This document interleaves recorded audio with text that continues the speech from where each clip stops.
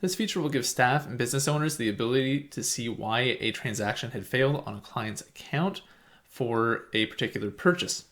So to see this, we want to be on a client's profile. We can navigate to account and then transactions. Once we're there, we can scroll down, and on this particular account, we can see that there are 2 failed transactions.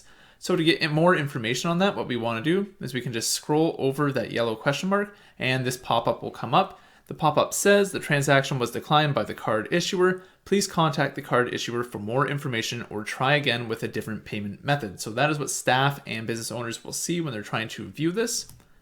Additionally, if a staff member is trying to make a purchase on behalf of the client on the online store and there is an issue with payment, we can see that same message here highlighted in the red.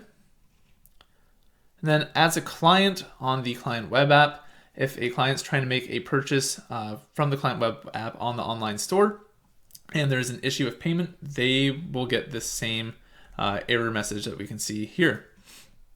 So why it's beneficial? Obviously, it really helps staff members to see why something had failed, and it can give them more additional information into that as well. And that is the feature.